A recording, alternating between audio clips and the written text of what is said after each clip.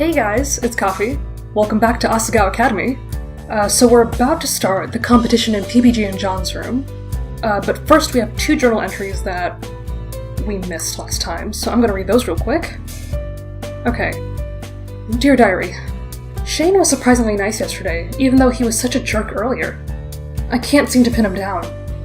Does he hate me or not? And if so, why? Mai thinks I've got a crush on someone, but I don't think I'm there yet. Someone's piqued my interest, but... And the next one. Dear Diary, are Paul and Jared really friends? They seemed really angry during that fight. Paul's so sincere about being student council president. It must be really important to him. I never pegged him for being a bleeding heart, but it's kind of cute. And how can Gerard have such confidence with his IBKs? I don't even want to talk about Shane. Speaking of Shane, he did catch us, not really, stealing the boots from the classroom. From the clubroom, sorry. And I'm hoping he doesn't say anything about it right now because we're just here to have a good time. So, let's just see how that goes. Anyway, let's continue. We stepped through the threshold, fully and completely entering PBG and John's room. Boy territory. We were out of our element. Mai had never been in the room before, and she glanced at the walls, shelves and desks like a manic squirrel. Her eyes gleamed, and I had the sneaking suspicion she was making note of what she saw for her own nefarious purposes, though what they were I had no idea. Rather, I didn't want to know. What's up? Go on. Take a seat anywhere. I looked to my left and saw boxers lying on a desk chair, bloodshot into my face. Were they... used? Oh, gross. PBG followed my gaze and turned red. It's... let me clean up a bit. Pigsty. Do they have pigsties in England? Everything in America is a derivative of England. But we're in Japan? Shane looked at me blankly. Man, we're so lucky the Wii U has 8-player Stomp. I'm excited to crush you, Shane. JonTron sucks. Wait, what? It's amazing he actually said that for this game. I don't think that's going to happen. Hey! Hello? Guess who's here? Yay, it's Gerard. Gerard entered without knocking, a bright smile on his face. Hold on, what? Oh man, Shane got here before me? Did you fail to see me leave? Yeah, whatever. I was hoping you were in the bathroom or something. We brought extra controllers. Does nobody knock around here? No, why would we? To be polite? Pfft, girls and their ridiculous social constructs. What? An intricate knock clattered through the entryway, and I pointed towards the door in defiance. See? Someone knocks. Good morning. Hello, I brought bagels. Figured we didn't want to repeat of last year. My stomach grumbled and she turned red. That's what I thought. Ah, that's my husband. What? What? You're perfect. You're the best partner anyone could ask for. You are truly the best of us. Can't you just ask for one normally? I brought enough for everyone. Jared leaned his head against Satch's shoulder, then turned to whisper in his ear. I knew I could trust you. Okay, well then. Everybody pick a place to sit. We'll hand out bagels and then we'll get started. I scuttled to the side of the room against PBG's bed and next to mine. We'd been sitting with them at lunch, but it wasn't until just now that I realized how crazy having all the normal boots guys in one room could be. 9 adolescent men in one room. Not to mention all friends, all part of the same club. Their personalities mingled in different ways, and I almost couldn't focus over the myriad inside jokes, shouting voices, and flailing limbs. That is, until the character selection screen came on. In the blink of an eye, the controllers were gone. PPG glanced over at me, and noticing I didn't have one, offered me his. No, really, I'm not good at these kind of games. There's no way you're worse than me, or Jimmy for that matter. Seeing as he didn't want to take no for an answer, I grabbed the controller and selected my character. Turby. He was cute and bouncy. Even though he didn't seem super powerful, he looked like an easy enough character for a beginner to grasp. Although, there was something in the eyes and beak that seemed a little... Yeah. Is everyone ready? I swallowed hard, the controller already slippery from my sweat. I never played Stomp before, though I watched others do so. I looked at the buttons on the controller, trying to guess at what button did what. One of the top buttons probably jumped. Obviously, the analog stick moved the character. They selected a stage, something with cute little houses and smallish animals bopping around the background. And the countdown began. There were buttons on the back that clicked when you hit them, but I didn't know what they did. 3. Oh, there was a weird blue button on the top right, but not the top left. 2. And another analog stick? Was that for the camera? How could we all control the camera at once? 1. Oh no. Go. Die, Shane, die! What the hell? Attack everyone, not just me. But you're my mortal enemy. Josh, what was that for? I wasn't even fighting you. You were wide open and death waits for no one. You're next. The battle began, and in a display of slight mercy, the boys left me alone to wander the field and get a sense of my character. Oh, that does jump! I hit the jump button again and again and again, watching my character float higher and higher towards the sky. Yeah! I can fly! My joy was cut short as the Noki ball emerged from nowhere and pegged my pink blob in the eye. I fell off the side of the screen, and despite trying to jump back up, it wouldn't let me. Why? Look at you. Turby can kind of hover for a while, but eventually he gets too full of air and has to land. Otherwise he'd be OP. Oh. When in doubt, down B. Down B? In the commotion of the match, curses and death threats mixing with a clack of controllers, nobody was listening to what Nick was saying. The key to getting someone to hear you in this commotion, it seemed, was shouting their name at the beginning of your sentence. Gerard! Satch! I frowned as my pink little blob fell onto the map. Following Nick's advice, I hit down B. A cloud appeared around my pink guy and he became a rock. What? I don't understand. What would a rock do? I repeated the move multiple times, always turning into a rock of some sort on the ground, never hurting anybody near me. Suddenly, an explosion rocked the ground and Turby flew into the air, just as I hit down B. No! To my surprise, he formed a rock and fell, directly onto John's head. His Nario was sent flying off the screen and died.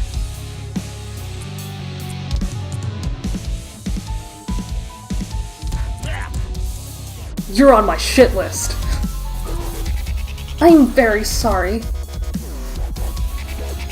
It didn't take long after that for me to die 5 pitiful, painful deaths. But as my little Turby tumbled off the screen for the 6th and final time, a small surge of pride hit me. I killed John. The Jontron.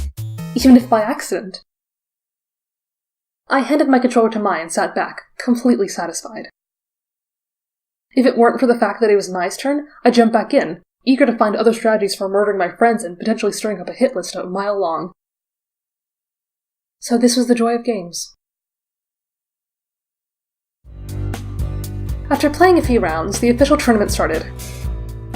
People played one-on-one matches against each other, slowly thinning out the competition over time.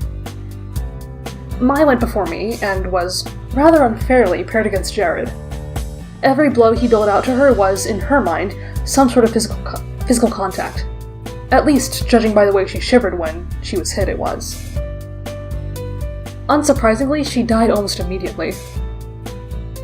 I was the last person, set to go against PBG. The others chuckled as we were past the controllers. Don't worry, Hana. TBG's the easiest of all of us. You're bound to beat him. Aw, come on, guys. Don't worry, Hana. I'll go easy on you. I nodded as PBG picked the most level playing field, a small platform floating out in space. The match started, and PBG gracefully held his players still. Go ahead and test your moves. You're a great friend. Aw, that's real nice of you, PBG. Yeah, real nice. I tested my moves, and while doing so my hand brushed against the yellow stick. Turby did a menacing low kick and my eyebrows raised. That looked powerful. Ready to go? Yeah! I think so. PBG charged at me across the screen, and when he came close enough for me to hit, I pushed the yellow stick in his direction. He flew across the screen. My mouth fell open. PBG grit his teeth. I see how it is. No more Mr. Nice Guy then.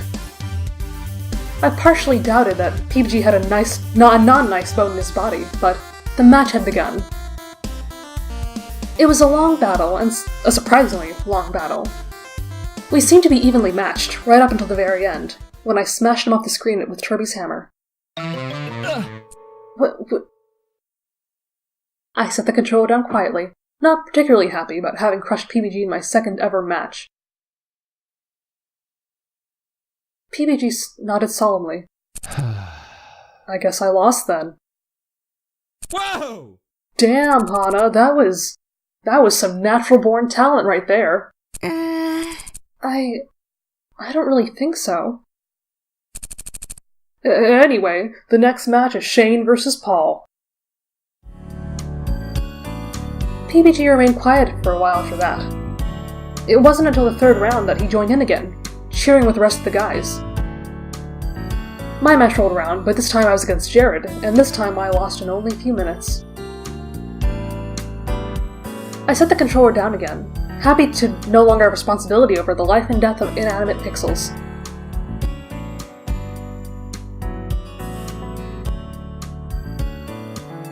As I did so, I saw Paul lean in to whisper something to Shane, whose eyes flew wide open.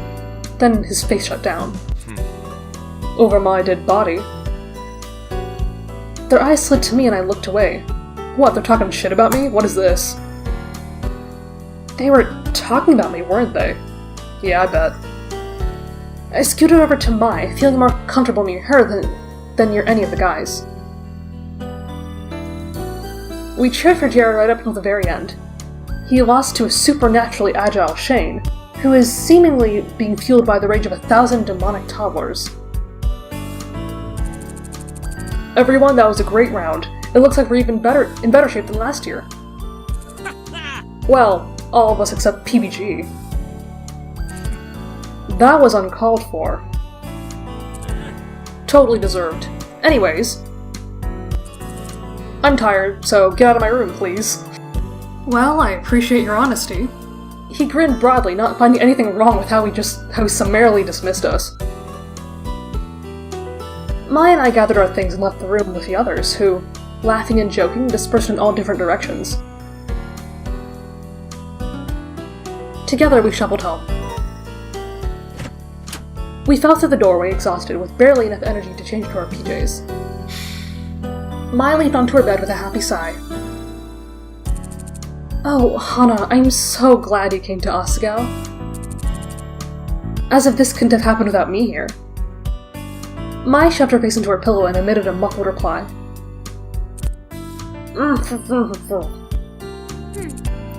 Yeah, whatever you say.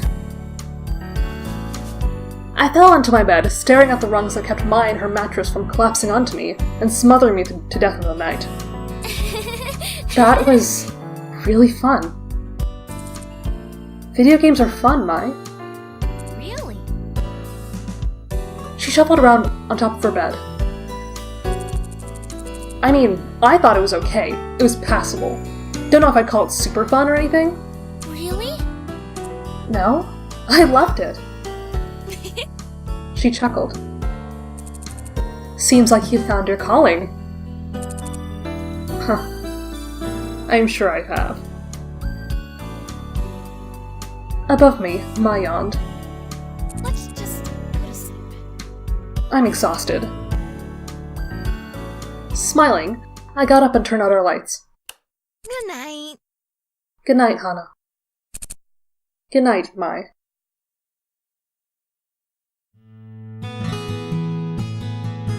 As the chill weather of early spring faded and warmth stretched across Asagao, I itched to go outside. With Satch's book in hand, I took to the streets. Since many people realized how rare this moment was, most of the usual benches and grassy spots were taken. I kept walking until I came to the soccer field. There was a practice game being held, and PBG and his friend Jeff were running across the field. Being a skirmish, the bleachers were almost completely empty. Students scattered the shiny metal seats, but there was more than enough room for me. In one swift motion, practiced many times over my life, I sat down, spun my backpack into the space next to me, and pulled out my book. I was nearly done with it, and I wanted to see if I could finish it today. It was due a few days ago, so I was under pressure. At a pause in my reading, I looked up to watch PBG on the field. A shock of color at the base of the bleachers caught my eye. It looked like some kind of metallic candy wrapper, and a pang of annoyance struck me. There was a trash can nearby. Why litter? But as I jumped down the steps of the bleacher, and nearly slipped off one, it became clear that it wasn't trash. The colors changed as the angle of the light did. It was an iridescent purple figurine. Itty-bitty, and a kitty. Was it Gerard's? He was the only person I knew who collected them. I held it up to the nearest student, who shook his head. I was free for a while. Gerard was really into the IBK scene, so if it wasn't his, he'd probably know who it belonged to. One problem, I had no idea where his room was. Conveniently, at the moment PBG ran off the field to get a drink, I approached him, holding the kitty in front of myself, like a talisman. Hey! Hey PBG, do you know Gerard's room number? I think he dropped this. I held the kitty up again, and it glimmered in the sun, much like PBG just now with all his physical activity. Oh, Gerard was just here, it has to be his. I asked him to bring my goalie gloves. I wasn't ready to take him to Jones' place today. His room is right across from mine. Oh great, thank you so much. Hey! Hurry it up, PBG. PBG groaned. It wasn't much of a break. See ya. Gotta go. Good luck. He took a huge gulp from his water bottle, then poured the rest on his head and jumped back into the game. His teammates patted him on the back as he rejoined them. I placed the IBK into my uniform's Lilliputian pocket and headed to Bluebell. As I entered the Bluebell house, a passing boy frowned at me. Was I even allowed to be here by myself? I shook my head. There was no time to be afraid. Today, I had a mission. Just as PBG said, there was a door right across this room. I knocked and fished the IBK from my pocket. Oh, he does not look happy. Shane answered the door, not at all pleased to see me. Hi, Shane. How are you? He was Gerard's roommate? Why, oh why was he Gerard's roommate? I tried to laugh to defuse the situation, but it was weak. I felt like I was only making things worse. I didn't know what went on in Shane's mind. He looked at the IBK in my hands. Gerard should be back in a few minutes. Okay, I'll just wait in the common room. When he gets back, can you tell him and try to find me? I could read downstairs. Even if it took Gerard an hour to get back, I could keep myself occupied. Shane sighed and leaned against the doorframe. I could tell him, but it would be much easier if you just waited here. He put his hand out, gesturing me inside. Alright, thanks. I entered the room and stood smack in the middle of it. Shane plopped into a chair in front of what must have been his desk. I sat down in what I assumed to be Gerard's chair on the opposite side. Shane swiveled around and started to click something on his laptop. Seeing as he wasn't much for small talk, I turned to observing the room. The room was, well, decorated, one you could say. There were a lot of itty-bitty kitties, each arranged neatly with its brethren of similar design. Every empty space not filled with school-related objects was covered by the pads of a cute little cat, or at least the sealed box of one. Even parts of Shane's shelves had IDK on them. I had to admit, it was kind of endearing. Something about the dedication required was sweet. Hey! Do you collect itty-bitty kitties too? Not really. They're Gerard's. I don't mind. I see. It's kind of niche. I'm surprised you're into them. Oh, no, I don't collect them. I just found this one on the side of the field. PBG said Gerard was there earlier, so I came to find out whether it was his. My hastiness to disown the figure did not go unnoticed by Shane, who made a face at me. If it's not Gerard's, he'll probably know whose it is, right? It's probably Gerard's. I smoothed my thumb over the plastic kitty absent-mindedly. Shane returned to whatever he was doing online, and I conversed with the figure in my hand. Who's a pretty kitty? Who's a pretty kitty? You are!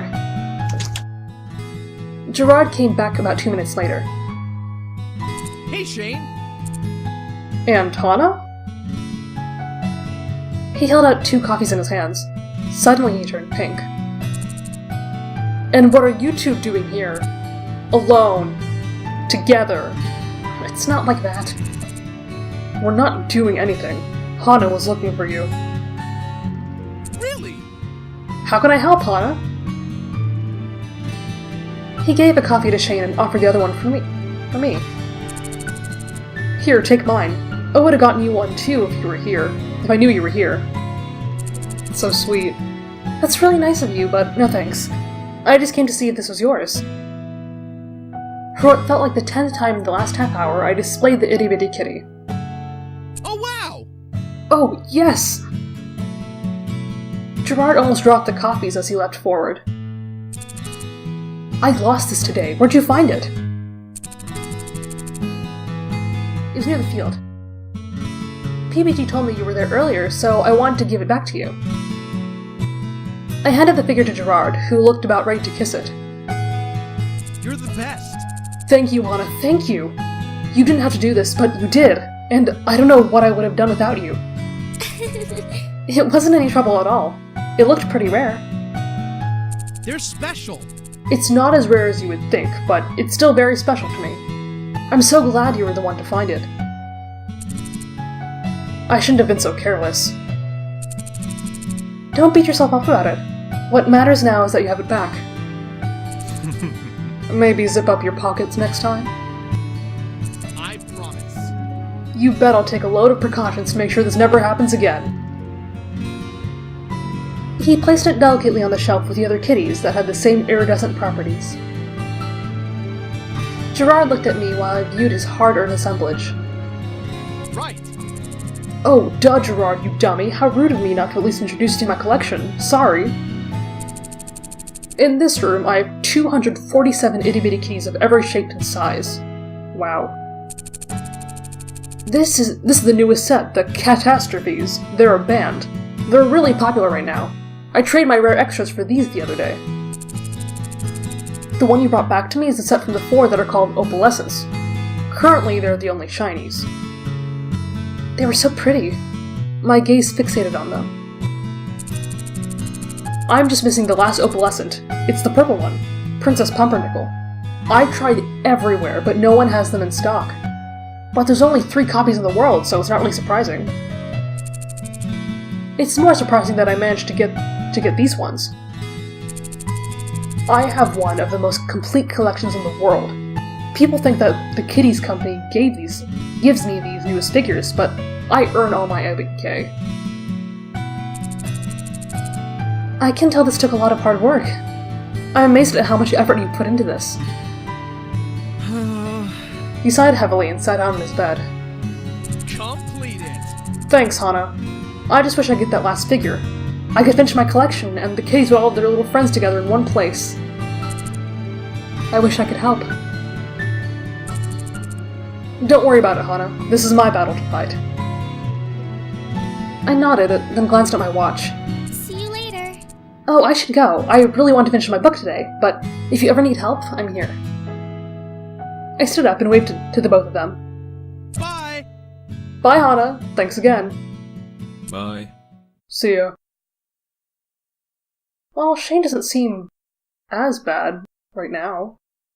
I mean, if Gerard likes him enough to room with him, then maybe he's not so terrible? I don't know. Thankfully, I managed to finish my book. It took more time than I expected, though, and by the time I got back to my room, it was dark outside. When I opened the door to my room, the lights were off. I flicked them on, and the huddled form of Mai hugging a stuffed purple bear appeared on her bed. Hello. Oh, what happened? I'm back. Mai glanced at me, then buried her face again in her bear. Was she sulking?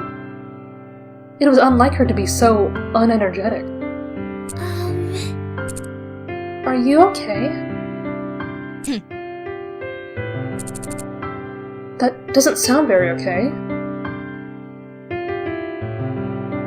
Mai glanced at me again, her face a light shade of pink, like she was holding her breath. Oh, I hope Jared didn't do anything. You know, you can tell me anything. You've helped me out a lot, so it's the least I can do in return, right? Besides, we're friends. Mai sighed and threw the bear on the floor, where it lay as if screaming in agony. It's not fair. She sighed again. I know it's terrible to think this, but even though I'm really happy for you, getting to be friends with those guys, it's just not fair. Those guys? Who, the Normal Boots Club? It's just that I've been a fan of them for so long, and I've loved Jared forever. And then here you come out of the blue with your pink hair, and just like that, you're friends. She snapped her fingers in front of her face. But here, I've been trying this whole time, and Jared didn't even know my name. Oh, I'm sorry. I know I'm being stupid, and I feel bad, but I still... Bye. Oh. Okay. Well, you are a monster if you pick this one. She's a great friend, so... I would never say that to her. Because I don't want to lie to her, because I know that, like...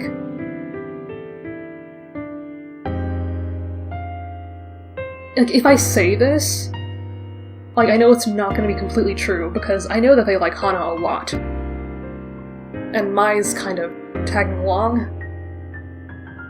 You know what? I'm going to empathize. I'm going to be real. Like, I get why you're feeling this way. I didn't know what else to say. Yeah, well... She scratched her head, avoiding my eyes. Thanks for understanding, I guess. I'll try my best to get over it. Okay. Let me know if I can do anything, I guess. I will. Thanks, Hana. No, thanks for telling me. Mai leaned off her bed and picked up the bear, patting its head. She chuckled. We smiled at each other. Even though it was awkward, it seemed like everything was fine. I don't know. Mai seems the kind of person that would smile even when things aren't okay. I mean, I hope I said the right thing. I don't know if she's okay. Mai was a really good friend.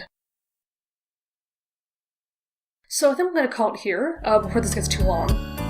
I'm hoping I said the right thing to Mai, because she seems like the kind of person that would keep on smiling even if she's really not okay. And this also seems like the kind of choice that might come back to bite me in the ass later, and I'm hoping that's not the case. But anyway, thanks for watching, and I'll see you in the next one.